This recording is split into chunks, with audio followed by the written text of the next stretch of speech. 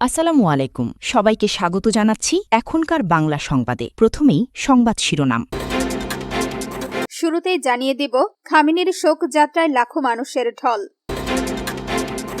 তারপর জানিয়ে দিব, মালয়েশিয়ায় অভিযানে বাংলাদেশি সহ 200 বিদেশি আটক। এরপর জানিয়ে দিব, গাজার শাসনভার ছাড়ার ঘোষণা ফিলিস্তিনি গোষ্ঠীর। সবশেষে জানিয়ে দিব, বিশ্ববাজারে কমল স্বর্ণের দাম। এতক্ষণ শুনছিলেন সংবাদ শিরোনাম, এখন বিস্তারিত।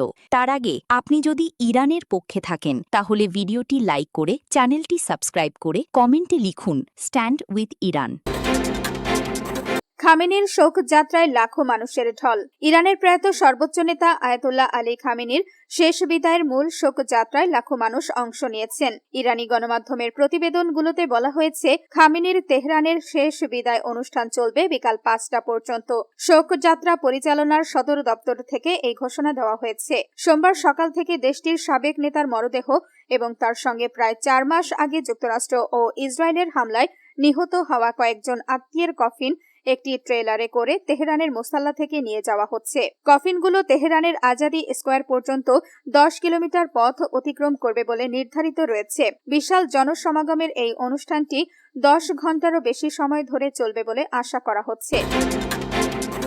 মালয়েশিয়ায় অভিযানে বাংলাদেশি সহ 200 বিদেশি আটক। মালয়েশিয়ার কুয়ালালামপুরের তামান মালুরি নৈশবাজারে এক ঝটিকা অভিযান চালিয়ে 200 জন বিদেশি নাগরিককে আটক করেছে দেশটির অভিবাসন বিভাগ। স্থানীয় বাসিন্দাদের দীর্ঘদিনের অভিযোগের প্রেক্ষিতে টানা 2 সপ্তাহ নজরদারি চালানোর পর গত রোববার 5 জুলাই এই বিশেষ অভিযান পরিচালনা করা হয়। কুয়ালালামপুর এবং পুত্রাজায়া অভিবাসন কার্যালয় যৌথভাবে কুয়ালালামপুর সিটি হলের ডিবিকেএল সহায়তায় অব কুতিব নামের এই অভিযানটি চালায়।